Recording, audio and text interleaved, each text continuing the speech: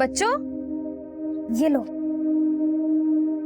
ये तुम्हारे लिए, तुम्हारे लिए, तुम्हारे लिए और ये तुम्हारे लिए। इसे खाकर राजा सेनेंदर जैसे बुद्धिमान बनो। लो, हम तोड़ देते हैं। बाजी, राजा सेनेंदर भी अखरोट खाते थे? थे नहीं बच्चा, राजा सेनेंदर आज भी है।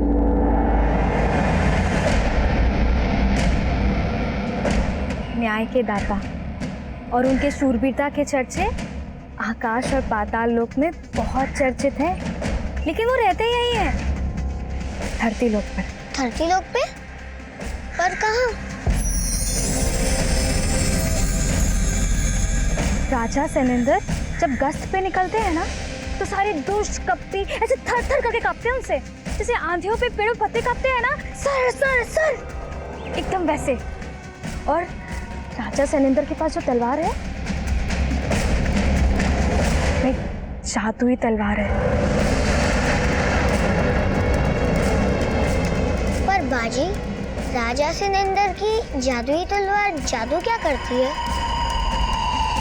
राजा सेनेंदर की जादुई तलवार पापियों के सर गायब करती है।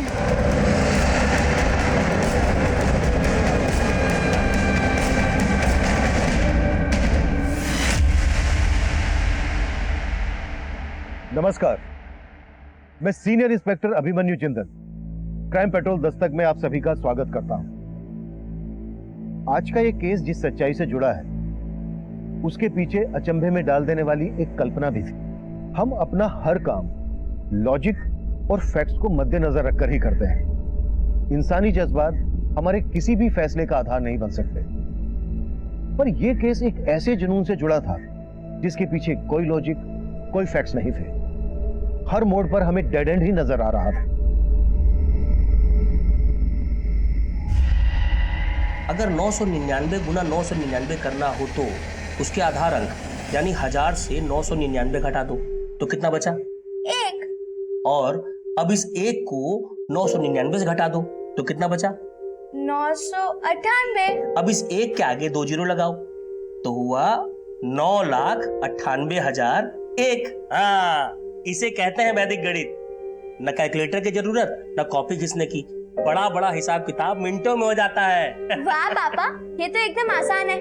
हम आपके जैसे वैदिक गणित की विद्या तो सीख लेंगे, पर उससे पहले हमें आपके जैसे टेम्पो चलाना सीखना है। अरे वो भी सिखा देंगे, लेकिन उसके लिए पहले तुमको 18 साल का होना पड़ेगा। ज्यादा सर पर मत चढ़ाओ इसे, लक्षण ठीक नहीं है इसके। सब ठीक है, तो हमेशा इससे मुंह फुलाए रहती है, पता नहीं कहाँ है। हम मुंह फुलाए रहते हैं मतलब? तो कहाँ है? मुंह तो फुलाए रहती है। पापा रुकिए, मम्मी हमको बस बस हमको मक्खन मत लगाओ, हम तुमको अच्छे से समझते हैं।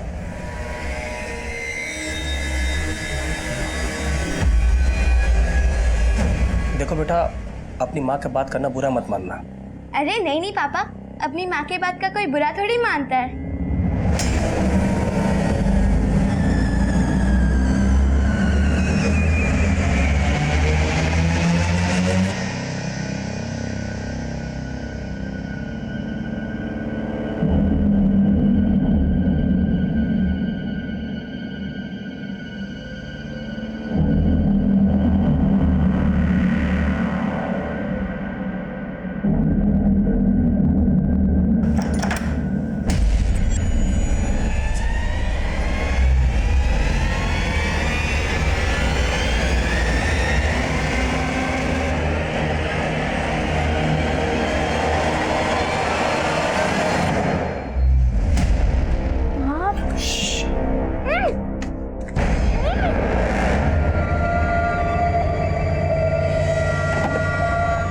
मीनू,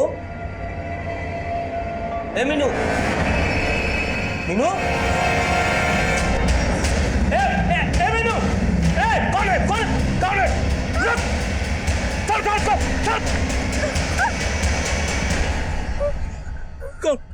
कौन था बेटा? अरे मैं कह रही हूँ ना, इसके लक्षण ठीक नहीं है। देखो मुंदेली, तुम बकवास मत करो। बेटा तुम डरो मत, चलो घर।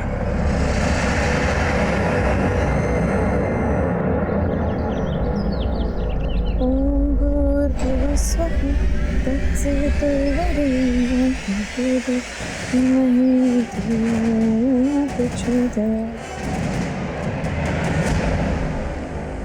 आ गए? रात भर कहाँ थे? हमारी छोड़ो, अपनी बताओ। तुमने किसके साथ रात भर गुलछर्रे उड़ाए हैं? रोज रोज वही बात। एक बच्चे के बाप बन गए आप, फिर भी हम पर शक करते हैं। ज्यादा भोला बनने का नाटक मत कर हमसे। हमें अच्छे से पता है क्या चीज है तू। आप हमसे ऐसे बात नहीं कर सकते। ऐसे ही कर सकते हैं, ऐसे भी कर सकते हैं। कुछ नहीं, सुनिए जी। क्या हुआ? सुनिए, कुछ नहीं बाबू, कुछ नहीं। ये बस करिए, काहे रोज रोज एक ही तमाशा करते हैं आप?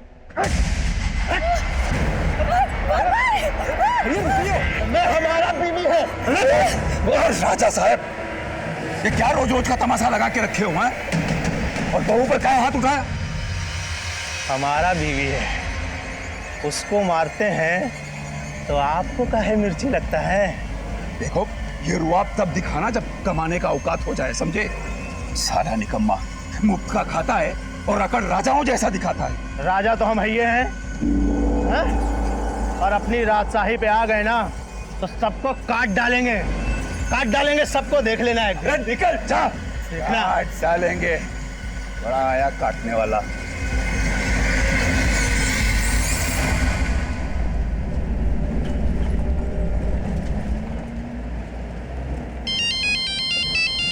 रुको पापा, मैं आपको फोन उठा के देती हूँ। हेलो।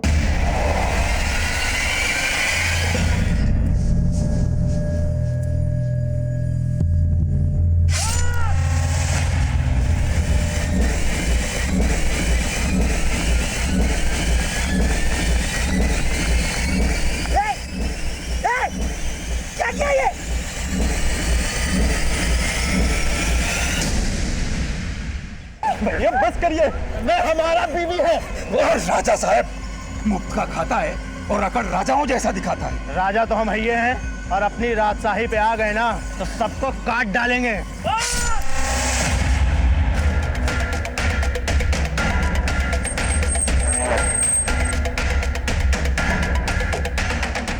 हमारे पति को मार डाला तूने। क्या किया ऐसा? आप इसकी बोली शक्ल पे मत जाइए, इसने मारा हमारे पति को।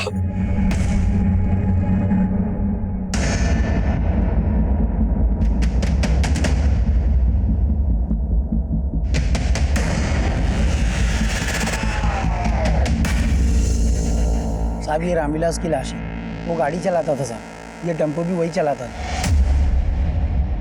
साहब। हम लोग वहाँ पर काम कर रहे थे उस तरफ साहब, हम लोगों ने जोर से चीखने की आवाज़ सुनी। हम लोग जब तक यहाँ पर भाग कर आकर देखा तो रामविलास की बॉडी पड़ी हुई थी और उसकी बेटी वहीं बगल में बैठी हुई थी और साहब उसके हाथ में तलवार भी थी। तो रामविलास की बेटी है, आप अपनी ही बेटी पर? सगी नहीं है सर, लेकिन हम सगी की तरह ही पाल रहे थे और उसने हमारे सुहाग को उजाड़ दिया। इतनी छोटी बच्ची एक आदमी पे अटैक करके उसका सर धड़ से अलग कैसे कर सकती है? आप उस लड़की को नहीं जानते सर, ये कांड उसने किसी के साथ मिलके किया होगा। किसके साथ मिलकर? ये आप ही पूछ लीजिए उससे। सर आसपास में कोई भी कटा हुआ सर नहीं मिला है, लेकिन खून की बूंदें काफी लंबे तक है। तो लगता है सर को पर्पसली गायब किया गया है।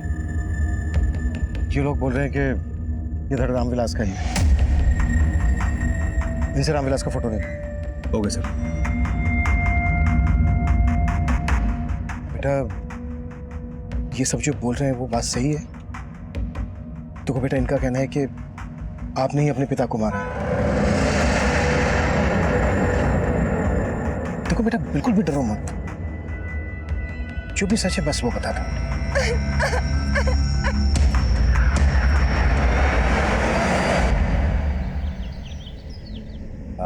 ले बेटा बंटी, थोड़ा और ले बेटा, थोड़ा और खा ले। अरे बंटी बेटा, थोड़ा थोड़ा। पापा, वो हमको ना जतिन भैया के साथ रहने में जम नहीं रहा है। संगीता भी पेट से हो गई अब, और हम अरे वाह नवीन, क्या तारीफ कर रहे थे हमारी? हैं? अरे मुंह काहे घुमा रहे हो? इधर देखो, हम बड़े ताऊ बनने वाले हैं। इतना खुशी का बात हमको बताया ही नहीं। हैं?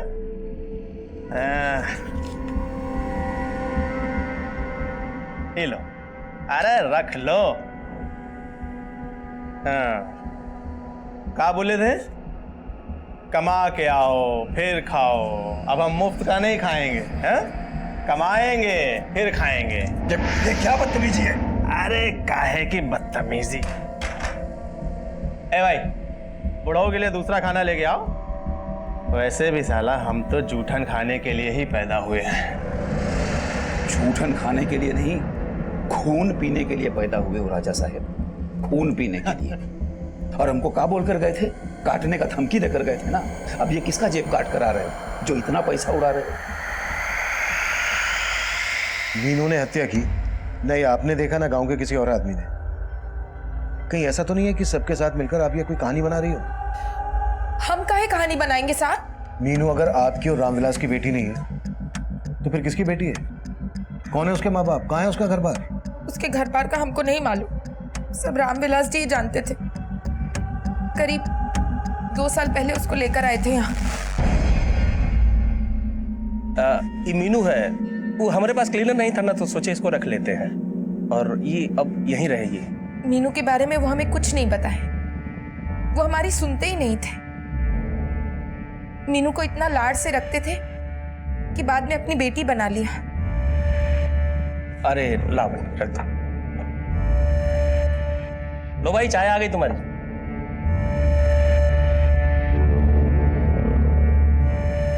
देखो, अब ये भी आ गई तुम्हारा हाथ बटाने के लिए। देख बुंदेली, हमारी कोई संतान नहीं है, क्यों ना हम इसे गोद ले लें? बहुत अच्छी लड़की है ये।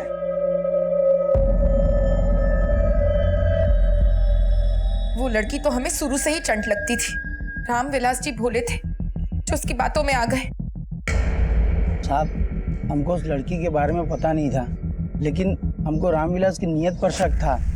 कैसा शक? कहने को तो रामविलास उस लड़की को अपनी बेटी बोलता था, लेकिन हमको उन दोनों का रिश्ता कुछ अलग ही लगता था।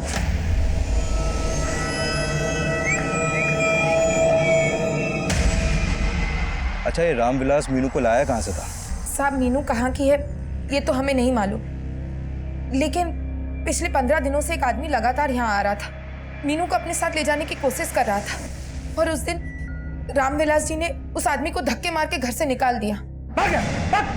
आगे से दिखा तो काट कर देंगे। अब मीनू के साथ कोई रिश्ता नहीं तुम्हारा। भाग यहाँ से, भाग।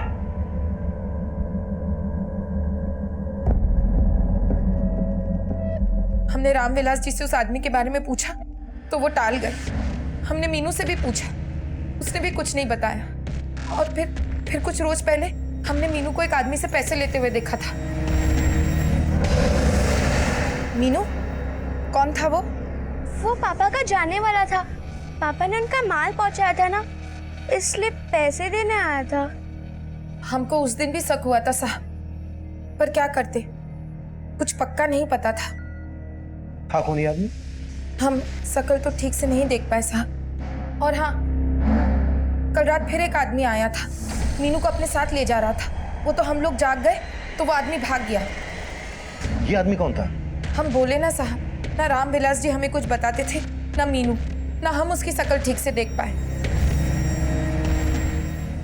जो आदमी मीनू को पैसे दे रहा था, आपने उसकी शक्ल नहीं देखी? और ये जो आदमी कल मीनू को ले जाने की कोशिश कर रहा था, इसकी शक्ल भी नहीं देखी?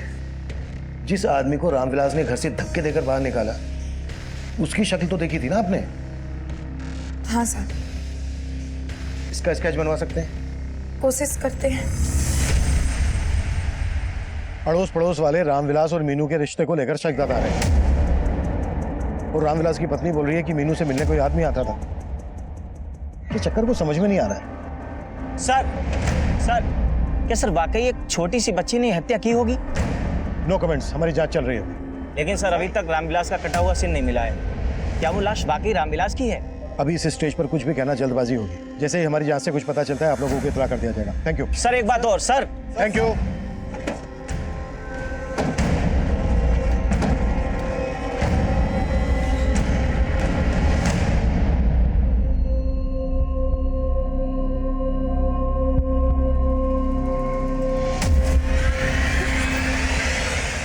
पापों का प्रायश्चित कर लो पहले, समझ गई ना? और अपना ही सम्मोहन शक्ति हम पे आजमाने का कोशिश मत करो। छोड़िए हमें, छोड़िए, छोड़िए। पापा जी, पापा जी। पापा पापा चिल्ला रहे, हमको और जलाओ मत। छोड़िए। अबे तो चिल्ला चिल्ला के हमारे कान में दर्द काहे कर रहा है? बच्चे के साथ यही सब कुछ करना था तो पैदा काहे किए रे? पैदा काहे किए हैं? अगर आपने पापा जी पे हाथ उठाया ना तो हम भूल जाएंगे कि आप हमारे पति हैं। तुम तो पहले भी भूल चुकी थी कि हम तुम्हारे पति हैं।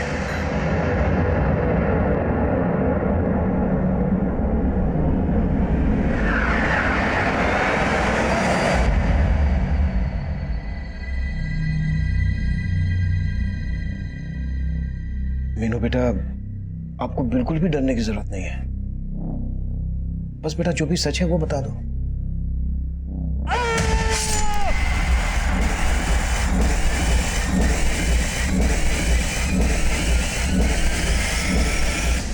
कौन था वो? हमको नहीं मालूम। देखो बेटा, रामविलास की पत्नी बुंदेली ने हमें बताया कि ये आदमी आए दिन आपसे मिलने आता था। इसको तो जानती होगी ना, कौन है ये? हमको कुछ नहीं मालूम।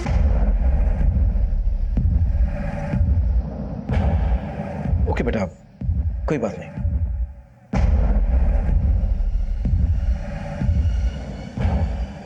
बाजी, राजा सिनेंदर पापियों के सर गायब कर देते होंगे तो वो पापी तो बिना सर के भूत जैसे दिखते होंगे। ये भूत भूत कुछ नहीं होता है, समझे? अच्छा, तो राजा सिनेंदर कैसे दिखते हैं? उनका फोटो है क्या आपके पास? राजा सिनेंदर? राजा सिनेंदर है ना बहुत। अच्छा बच्चों, अब बाकी ये कहानी है ना हम आपको बाद में सुनाएंगे। अबे मेवे भी तो बेचने जाना है। अब आपको कहानी सुनाते हुए तो पेट नहीं भरेगा। बाद में मिलते हैं। हाँ, ये आदमी आए दिन मीनू से मिलने आ रहा था, ऐसा रामविलास की पत्नी बुंदेली का कहना है। पर मीनू ने इस आदमी को पहचानने से इनकार कर दिया। मीनू ये भी नहीं बता रही है कि 2 साल पहले तक वो कहाँ थी, रामविलास उसे कहाँ से लेकर आया था। लेकिन हमें इन सभी सवालों के जवाब ढूंढ। मीनू का मेडिकल करवाओ ताकि ये कंफर्म हो सके कि रामविलास का मीनू के साथ वाकई में कोई गलत रिश्ता था या फिर चक्कर कुछ और है। Okay sir. सर मैं मोबाइल नेटवर्क कंपनी में गया था। पता चला कि रामविलास के फोन पे आखिरी कॉल सूरज श्रीवास्तव नाम के आदमी ने किया था, लेकिन उसका नंबर अभी बंद आ रहा है। सूरज श्रीवास्तव? ये सूरज श्रीवास्तव वही तो नहीं है जिसका रामविलास की पत्नी ने स्केच बनवाया? नहीं sir, mobile network service provider से सूरज की एक फोटो मिली है। सर यह है सूरज श्रीवास्तव और इसका नंबर जिमिया गांव के एड्रेस पर रजिस्टर्ड है। तुरंत इस एड्रेस में जाओ। सर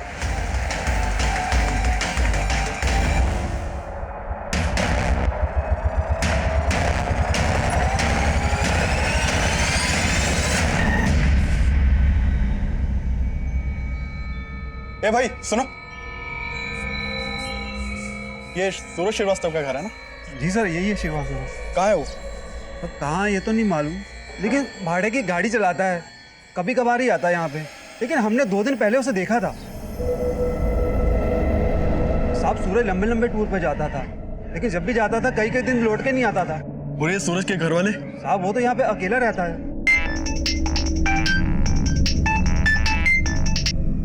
हाँ संदीप। सर सूरज तो 2 दिन से गायब है। उसके पड़ोसी से उसका एक नंबर तो मिला, लेकिन नंबर बंद आ रहा। और सर रामविलास को भी यहाँ पे कोई नहीं जानता, बल्कि सूरज को रामविलास के साथ कभी किसी ने नहीं देखा। सूरज की गाड़ी का नंबर हर बीट चौकी टोल नाका पर भेजो, उसका पूरा रूट स्कैन करो। सर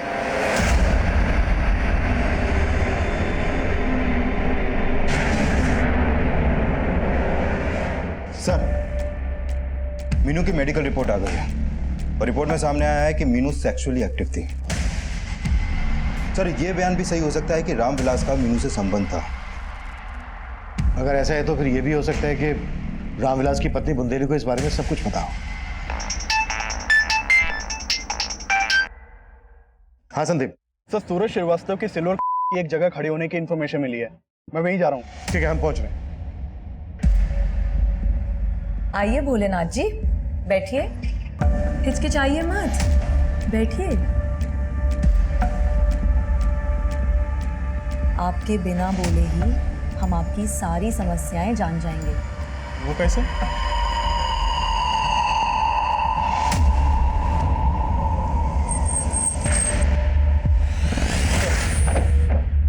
सर ये सूरज श्रीवास्तव की गाड़ी है और यहाँ गाड़ी के नीचे कटा हुआ धड़ मिला है।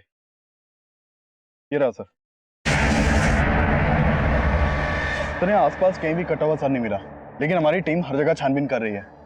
बड़े बाहर निकलो।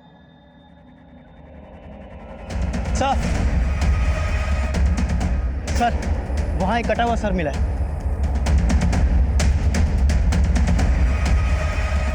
ये देखिए सर। हमने जब उस कटे हुए सर को फॉरेंसिक के लिए भेजा तो सामने आया कि वो कटा हुआ सर ना तो रामविलास झा का था और ना ही सूरज श्रीवास्तव का। वो सर किसी तीसरे ही आदमी का था। काफी तलाश करने के बावजूद हमें ना रामविलास झा का सर मिला ना सूरज श्रीवास्तव का, लेकिन जल्द ही हमें एक तीसरा धड़ भी मिल गया। वो धड़ उस इकलौते सर का था जो हमें मिला था, लेकिन हम उस तीसरे आदमी की पहचान नहीं कर पा रहे थे। पर तीनों मर्डर का एमओ एक जैसा लग रहा था। रामविलास और सूरज के सर के ना मिलने का राज हमारी समझ में नहीं आ रहा, पर एक के बाद एक 3 हत्याओं ने पूरे इलाके को सकते में डाल दिया। इलेक्ट्रॉनिक और प्रिंट मीडिया में हमें लगातार क्रिटिसाइज किया जा रहा था। सर इस एरिया में 3 लोगों के सिर काट के हत्या कर दी गई। आखिर कौन है उनका कातिल? हमारी जांच चल रही है। सर आपकी जांच नतीजे पर कब पहुंचेगी? सर आपको नहीं लगता कि वो कोई सीरियल किलर है? देखिए हम हर एंगल पर काम कर रहे हैं और जल्द से जल्द किसी नतीजे पर पहुंचेंगे। Thank you. अच्छा सर एक बात और। सर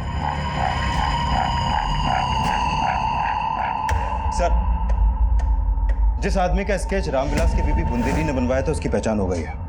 सर रामविलास के कॉल रिकॉर्ड में एक राजेश नाम के आदमी का नंबर मिला है। इस राजेश का फोटो इस स्केच से मैच करता है सर, लेकिन इसका फोन नंबर भी बंद है। इसका नंबर किस एड्रेस पर रजिस्टर्ड है? सर मोतिया गांव के एड्रेस पर रजिस्टर्ड है इसका नंबर। मैंने मोतिया गांव पुलिस को इसके एड्रेस पर भेजा है। और सर सूरज के कॉल रिकॉर्ड में एक नीलिमा नाम की औरत का नंबर मिला है। सर ये सूरज नीलिमा को काफी कॉल करता था। सर हो सकता है नीलिमा से मिलकर सूरज के बारे में कुछ पता चले। तुम इस नीलिमा से मिलो, मैं मीनू से बात करता हूँ। Okay sir. मीनू बेटा देखो, आपको बिल्कुल भी डरने की जरूरत नहीं है।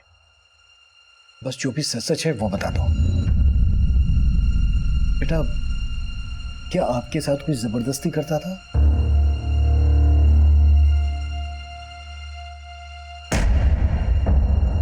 बेटा क्या आपके साथ जबरदस्ती रामविलास? नहीं, वो मेरे सगे पापा थे। बेटा रामविलास आपके सगे पापा थे, तो फिर आपकी माँ कौन है?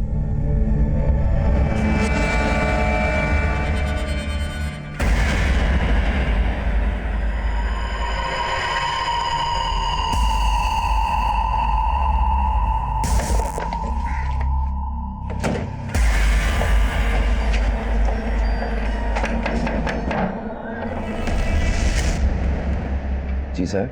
नीलिमा से मिलना है हमें।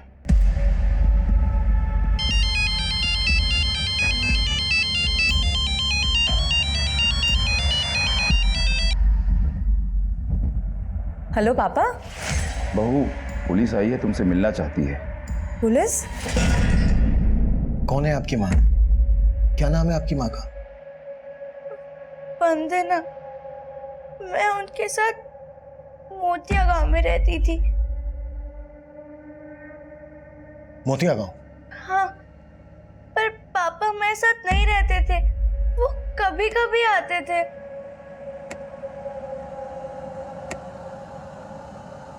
2 साल पहले मेरी माँ गुजर गई। मैं मामा के साथ रहने लगी, लेकिन मेरे मामा मेरे साथ।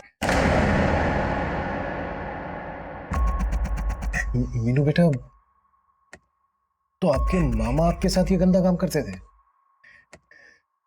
इसलिए पापा मुझे यहाँ ले आए और उन्होंने बोला। बेटा हम आपसे एक बात बताना चाहते हैं। वंदना तुम्हारी माँ हमारी पहली पत्नी थी। बेटा हम जानते हैं तुमको बुरा लग रहा होगा, लेकिन बेटा हम अपनी गलती सुधारना चाहते हैं। अब से तुम हमारे साथ ही रहोगे बेटा, हमेशा। पापा ने बोला समय आएगा तो वो मेरी सौतेली माँ को सब बता देंगे। लेकिन बेटा, आपकी सौतेली माँ बुंदेली ने आप पर रामविलास की हत्या का आरोप लगाया है। ये सब झूठ है। लेकिन बेटा, ये तो झूठ नहीं है ना। ये आदमी आपसे मिलने आता था। बोलो कौन है ये? ये मेरे मामा है और यही आकर मुझे ले जाने की कोशिश करते थे।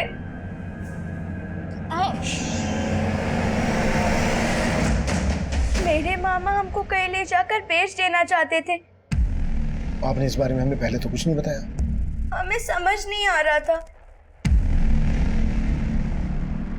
मीनू, कहीं ऐसा तो नहीं है कि तुम्हारे मामा ने ही तुम्हारे पापा को? नहीं, वो कोई और था। कौन था वो? हमको नहीं मालूम। सर, मीनू, एक मिनट। सर, मोतिया गांव की पुलिस मोतिया गांव गई थी। राजेश वहां से भी गायब। इस राजेश का लुकआउट नोटिस जारी करो। पता करो ये कहाँ जा सकता है और उसका फोन नंबर भी सर्विलेंस पे डालो। सर,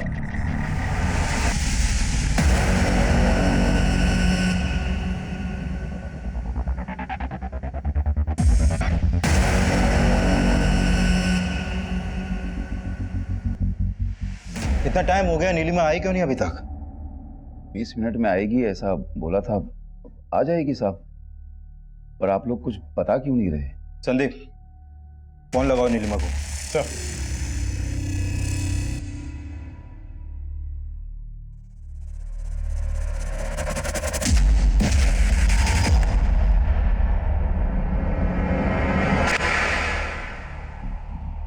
ये कौन है? ये हमारा बेटा है जतिन, नीलिमा का पति। अभी कहाँ गया जतिन? वो किसी काम से बाहर गया है। सर, नीलिमा का फोन तो बंद आ रहा है। ये नीलिमा कहाँ गायब हो गए अभी? अरे साहब, फोन की बैटरी खत्म हो गई होगी, आ जाएगी। लेकिन अब तुम्हारा बेटा जतिन वापस नहीं आने वाला। मतलब? यही है ना जतिन? अब बोलती क्यों बंद हो गई? इसकी लाश हमें 5 दिन पहले मिली है और आप बोल रहे हैं कि जतिन कहीं गया है अभी? हाँ, मैं तो यही बोल के गया था साहब। पर ये बंद कीजिए। अब आपसे थाने में चलकर बात होगी। साहब, मीनू जरूर कोई नई कहानी बना रही है। वो रामविलास जी की सगी बेटी हो ही नहीं सकती। ये सब बोल के वो हमारे मरे हुए पति को बदनाम कर रही है। हमने मालूम किया है, रामविलास अक्सर मोतिया नगर जाया करता था, जहाँ मीनू की माँ वंदना रहती थी। अरे साहब, हमारे पति टेम्पो चलाने पता नहीं कहाँ कहाँ जाते थे। आप मीनू की बातों में मत आइए। वो रामविलास जी की सगी बेटी नहीं हो सकती। वो तो हम डीएनए से पता लगा लेंगे। पर कहीं ऐसा तो नहीं है कि तुम इस बारे में सब कुछ जानती थी और इसी बात का बदला लिया तुमने रामविलास से? नहीं साहब, हमें कुछ नहीं पता था। हम आपसे कह रहे हैं ना, मीनू झूठ बोल रही है। सर, जो कटा हुआ सर और धड़ में मिला था वो नीलिमा के पति जतिन का था। What? और नीलिमा कहाँ है? सर, नीलिमा कहीं गायब हो गई है, लेकिन मैं उसका पता लगवा रहा हूँ। अभी तो मैं जतिन के फादर और उसके छोटे भाई को थाने ला रहा हूँ। एक एक करके राजा सैनेंद्र ने कई सारे पापियों का संहार कर दिया। संहार कर दिया मतलब? संहार यानी उस दिन बताया था ना, राजा सैनेंद्र है ना, पापियों को मृत्यु लोक पहुंचा देते थे। मृत्यु लोक? ये कहाँ होता है? मृत्यु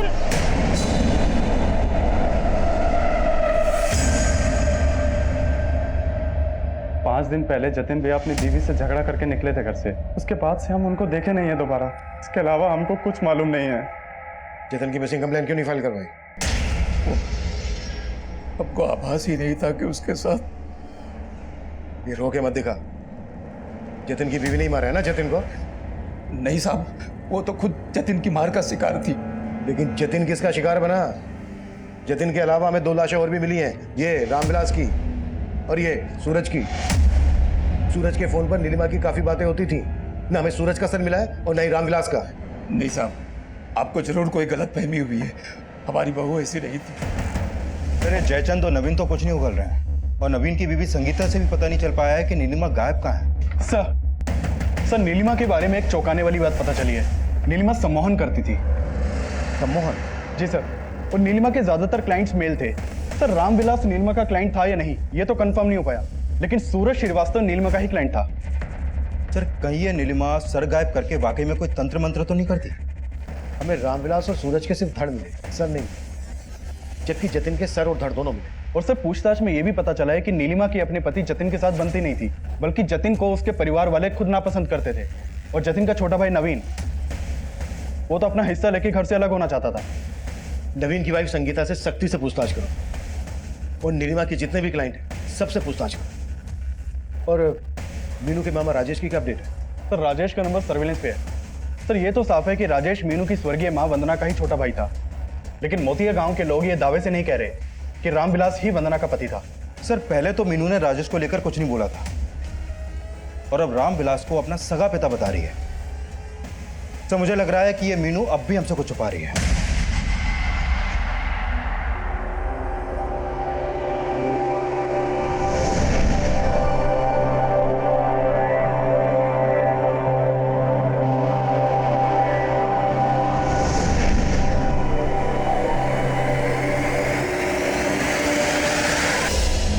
नीलिमा ने आखिरी फोन आपको किया था। अब ये बताओ नीलिमा कहाँ है? वो सर हम उसको अपने घर का वास्तु ठीक करने के लिए कह रहे थे बस। हाँ साहब, वो सम्मोहित ही करती थी। हम तो उससे साहब वो ज्ञान व्यान समझ के मिलते रहे, लेकिन वो औरत साहब एकदम कपटी है। तुम्हारे साथ क्या कपट किया उसने? नीलिमा के सम्मोहन ज्ञान के बारे में तेरे से बेहतर कौन जानता होगा जयचंद? हाँ साहब, वो लोगों की समस्याओं का निवारण किया करती थी। उनके कपड़े उतार के और उसके बाद उनके सर धड़ से अलग कर देती थी। भाई साहब, आपको जरूर कोई गलतफहमी हुई है, किसी ने कान भरे हैं आपके। पता है तेरी छोटी बहू संगीता ने इस बारे में क्या कहा है? साहब मुझे नहीं पता उन्होंने क्या किया, लेकिन जेठ जी को लगता था कि उनका बच्चा उनका नहीं है। मतलब कि उनको शक था कि नीलिमा का हमारे ससुर जी के साथ। नहीं साहब, वो झूठ बोल रही है। अब तो हम दावे के साथ कह सकते हैं कि नवीन ने ही जतिन को मारा है और अब वो हमें फंसा रही है। दरअसल वो दोनों अपना हिस्सा लेकर अलग होना चाहते थे और हमने उन्हें अलग नहीं होने दिया, इसलिए अब वो हमें अंदर करवाने की चाल सोच रहे हैं। देख जयचंद, नीलिमा के बेटे का डीएनए हम तेरे डीएनए से मैच करवाएं, इसलिए बोल रहा हूँ जो भी सच है बता दे, बाद में बहुत तकलीफ होगी तुझे। उसका बेटा तेरा ही है ना? हाँ जी, लेकिन साहब अब सफाई मत दे। नीलिमा ने रामविलास का सर गायब किया, सूरज का सर गायब किया, जतिन को मारा। ये बोल इस सब में तू भी उसके साथ शामिल है ना? नहीं साहब, बिल्कुल नहीं। नीलिमा कहाँ है ये बोल? हमको नहीं मालूम साहब।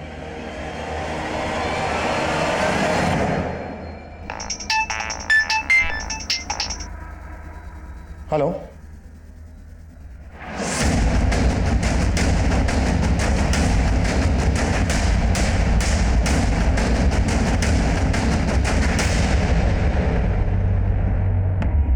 सर नीलिमा का फोन इसी एरिया में बंद हुआ था। तो मतलब ये नीलिमा तब हमारी प्राइम सस्पेक्ट थी, इसलिए हम सोच रहे थे कि शायद हमारा ध्यान भटकाने के लिए नीलिमा ने किसी दूसरी औरत का सर गायब किया है और उस धड़ को अपनी पहचान देने की कोशिश की है, पर हम गलत साबित हुए। उस धड़ का डीएनए नीलिमा के बेटे के डीएनए से मैच हो गया, वही मीनू का डीएनए रामविलास के डीएनए से मैच हो गया, जिससे यह साफ हो गया कि मीनू रामविलास और वंदना की ही बेटी है। एक के बाद एक 4 हत्याएं हमारे सामने आई। ये हत्याएं क्यों और किस मकसद से की जा रही थी कि हम समझ नहीं पा रहे। तब कई सस्पेक्ट हमारी रडार में। मीनू के मामा राजेश का फोन सर्विलेंस पर था। जैसे ही उसने अपना फोन ऑन किया, हमने जीपीआरएस के जरिए उस जगह को ट्रैक डाउन कर लिया जहां पर राजेश छिपा हुआ। मीनू का मामा राजेश अपने इस बयान पर कायम रहा कि उसका इन हत्याओं में कोई हाथ नहीं है। लेकिन तब अचानक से इस केस को अपने अखबार में हेडलाइन देने वाला पत्रकार देवेंद्र इस केस की एक चौंका देने वाली हेडलाइन बनने वाला था।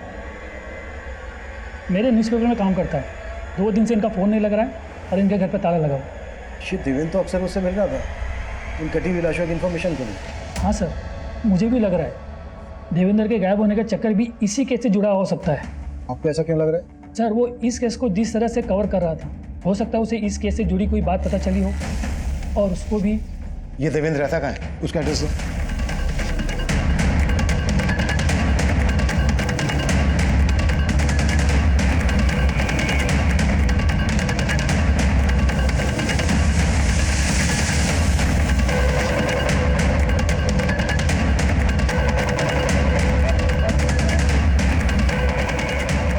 अंदर ये एक फाइल मिली है, इसमें कई सारे लोगों के फोटोज हैं और उनके नाम भी लिखे हुए हैं।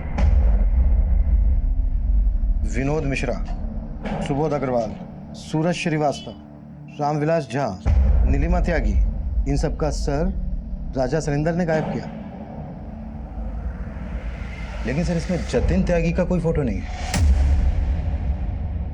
और इसमें जो बाकी के फोटो हैं जिनको हम नहीं जानते, ये लोग कौन हैं? और ये फाइलें देवेंद्र के यहाँ क्या कर रही हैं? और सर ये राजा सैनिंदर। और इसमें यह भी लिखा है कि राजा सैनिंदर कलयुग का एक राजा है। कहीं ऐसा तो नहीं है कि ये राजा सैनिंद्र देवेंद्र की स्प्लिट पर्सनालिटी है? इस देवेंद्र के बारे में सब कुछ पता करो, और जो बाकी के फोटोग्राफ इस फाइल में हैं जिन्हें हम नहीं जानते, ये फाइल और ये डायरी एडिटर को दिखाओ और पता करो ये लोग कौन हैं। Okay sir.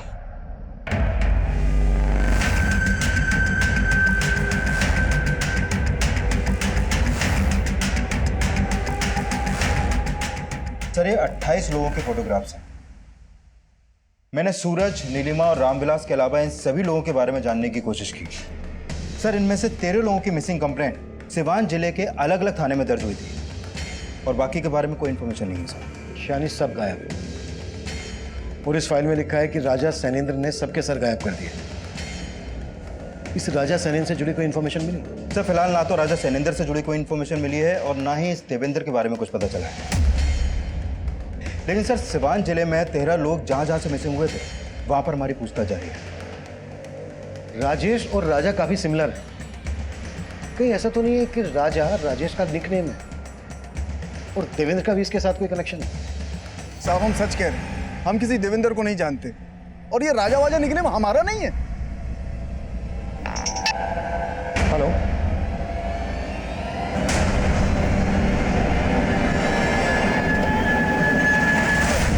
सर इस इलाके में एक जमीला नाम की लड़की के बारे में पता चला है। वो यहाँ गली गली घूम के मेवे बेचा करती है, और सर वो गली मोहल्ले के बच्चों को राजा सैनिंदर की कहानियां सुनाया करती है। वो गली मोहल्ले बच्चों को मैंने यहाँ इकट्ठा कर लिया है। अंकल, जमीला बाजी कहती थी कि राजा सैनिंदर यहीं कहीं धरती लोक पर रहते हैं और वो पापियों को मृत्यु लोक में पहुंचा देते हैं। अच्छा बेटा, ये जमीला बाजी रहती कहाँ है? मालूम नहीं अंकल, हम तो उन्हें यहीं देखते थे। अच्छा बेटा, इनमें से किसी को जानते हो? हाँ, हमने उस दिन देखा था इनको। ये जमीला बाजी के पीछे गए थे। सर हमने देवेंद्र के कॉल रिकॉर्ड अच्छे से चेक किए थे, लेकिन ना तो उसमें किसी जमीला का नंबर मिला था और ना ही किसी राजा सैनिंदर का। इस राजा सैनिंदर का हिस्ट्री में भी कोई जिक्र नहीं है, लेकिन इस राजा सैनिंदर का जमीला, देवेंद्र और इस केस से जुड़े विक्टिम से कोई ना कोई कनेक्शन जरूर है। सर मैंने इन सभी सस्पेक्ट के बैकग्राउंड खंगाले, जो भी सामने आया उससे तो यही लग रहा है कि ये राजा सैनिंदर सिर्फ देवेंद्र और जमीला से ही कनेक्टेड है। अब तक हम राजा सैनिंदर को देवेंद्र की स्प्लिट पर्सनैलिटी मान रहे थे, कि जमीला बच्चों को राजा सैनिंदर के किस्से क्यों सुनाती थी? कि राजा सैनिंदर कोई है या नहीं, इसका अभी तक कोई ठोस एविडेंस तो नहीं मिला है। लेकिन किसी भी सस्पेक्ट की ऐसी कोई इन्फॉर्मेशन मिली है जो राजा सैनिंदर जैसी ही अजीब, जो इस अजीब से केस से ताल्लुक रखती हो? सर एक बात है, नीलिमा का एक क्लाइंट है भोलेनाथ, उसके 2 बेटे हैं जिनके नाम अध्यादेश और संविधान है। आपको सुनने में थोड़े अजीब नहीं लग रहे हैं ना? भोलेनाथ के बेटों के खिलाफ कुछ? सर वो दोनों दिल्ली में पढ़ते हैं और वहीं हॉस्टल में रहते हैं, और मर्डर के समय भी वो दोनों दिल्ली में ही थे। बेटे को ये अजीब सा नाम देने वाला है भोलेनाथ। इस भोलेनाथ को मिलने के लिए बुलाओ और इसके कॉल रिकॉर्ड्स भी निकालो। Okay sir.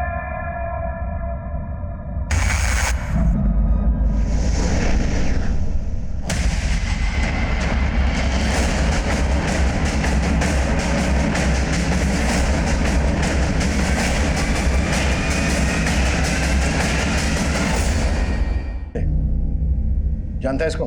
हाँ साहब, ये मेवे बेचा करती है। जमीला का पति भी था, सलीम।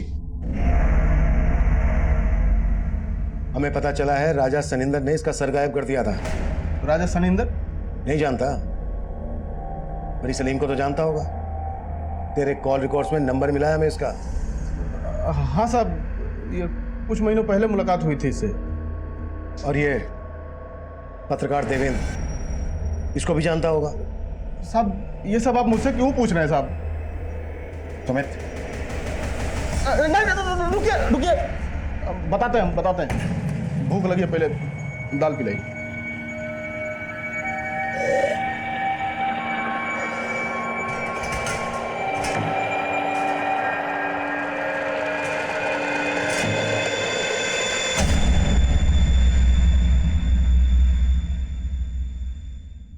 भर गया साहब पेट।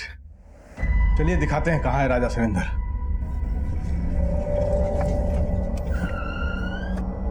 आइए हम आपको दिखाते हैं साहब, आइए। ये देखिए राजा सनिंदर का पहला इंसाफ।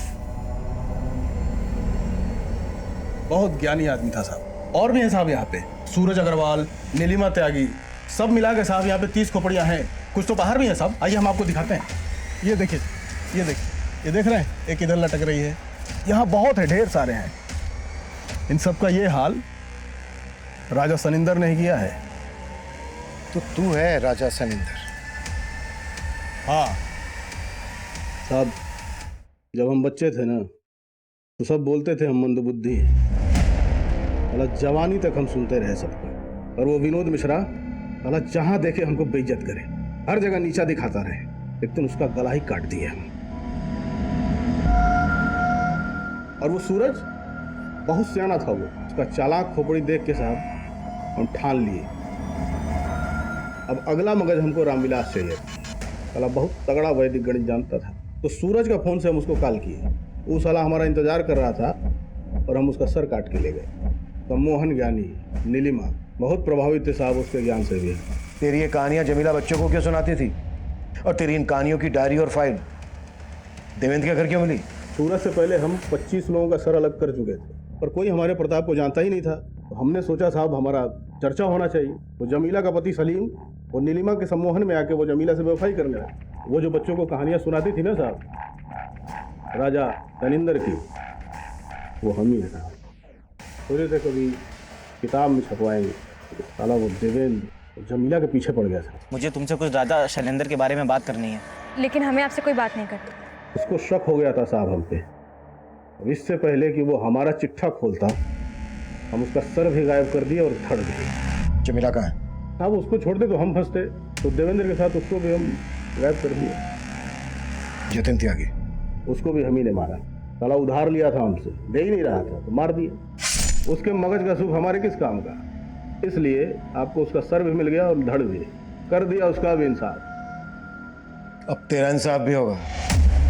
भोलेनाथ उर्फ राजा सनिंदर एक ऐसा मुजरिम है जिसकी मानसिकता को लेकर कई मनोवैज्ञानिक रिसर्च कर रहे हैं, लेकिन जब उसकी मेडिकल जांच करवाई गई तो यही सामने आया कि उसकी मानसिक हालत एकदम ठीक है, वो नॉर्मल है। कोर्ट ने इस केस को रेयर ऑफ द रेयरेस्ट माना और भोलेनाथ उर्फ राजा सनिंदर को उम्र कैद की सजा सुनाई। अब मैं सीनियर इंस्पेक्टर अभिमन्यु जिंदल आप लोगों से विदा लेता हूं।